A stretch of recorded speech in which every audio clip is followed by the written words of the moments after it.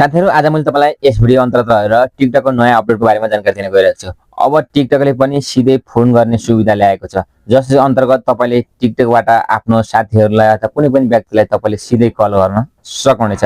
अब यो कसरी गर्ने, त्यसैगरी टिकटकको कललाई कसरी बन्द गर्ने अथवा आफ्नो साथीहरुले मात्र कल गरोस् भन्न चाहनुहुन्छ भने कसरी बनाउने अथवा कुनै पनि साथीले आफ्नो टिकटकमा कल नगरोस् भन्न चाहनुहुन्छ भने त्यसलाई कसरी बन्द गर्ने, यसको सम्पूर्ण प्रोसेस आज मैले तपाईलाई यस भिडियो अन्तर्गत रहेर सिकाउने छु। यदि तपाईलाई पनि टिकटकमा कल गरेर हैरान बनाएको छन् भने तपाईले यो भिडियो हेरेर सजिलैसँग त्यसको समाधान गर्न सक्नुहुनेछ। अब टिकटकको नयाँ अपडेट बारेमा जानकारी दिन्छु। जस्तै यसलाई तपाईले टिकटकमा टच गर्नुस्।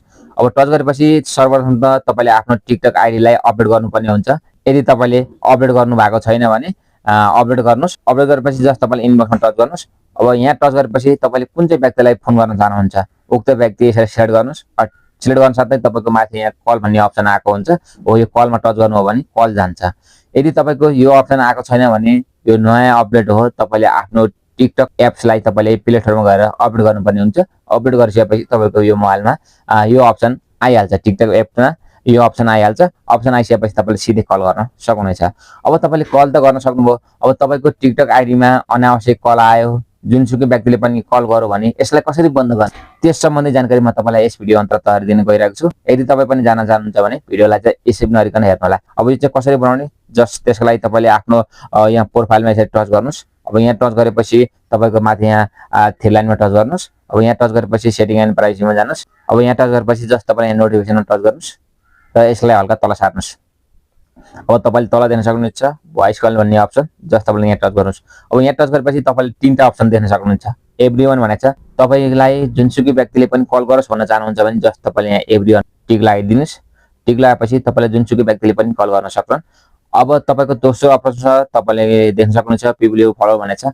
अब तपाईले आफ्नो फ्रेन्डले अथवा आफ्नो साथीले मात्र कल गरोस् भन्न चाहनुहुन्छ भने तपाईले सेकेन्ड अप्सनमा यसरी सिलेक्ट गर्न सक्नुहुनेछ। त्यसैगरी अर्को अप्सन छ नो वान भनेको छ। यदि तपाईलाई कुनै पनि व्यक्तिले फोन नगरोस् अथवा तपाईको टिकटकमा फोन नआओस् भन्न चाहनुहुन्छ भने तपाईले यो लास्टको अप्सन सिलेक्ट गर्न सक्नुहुनेछ। हो यी तीनवटा अप्सन सिलेक्ट गरेर तपाईले आफ्नो टिकटकमा आउने कललाई तपाईले म्यानेज गर्न सक्नुहुनेछ। कुनै पनि व्यक्तिले फोन नगरोस् भन्न चाहनुहुन्छ भने लास्ट अप्सन, सबैले फोन गरोस् भन्न चाहनुहुन्छ भने तपाईले फर्स्ट अप्सन र आफ्नो साथीहरुले मात्र फोन गरोस् भन्न चाहनुहुन्छ भने तपाईले बीचको अप्सन सिलेक्ट गरेर तपाईले आफ्नो टिकटक आइडीमा आउने फोन कललाई म्यानेज गर्न सक्नुहुनेछ।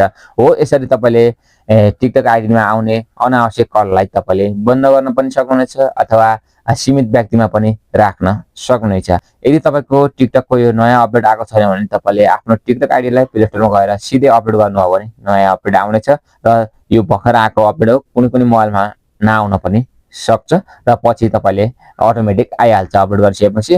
तपाईलाई आजको भिडियो कस्तो लाग्यो? भिडियो मन पर्यो भने चाहिँ लाइक गरिदिनु होला र यस च्यानलमा नयाँ हुनुहुन्छ भने च्यानललाई सब्स्क्राइब गरिदिनु होला।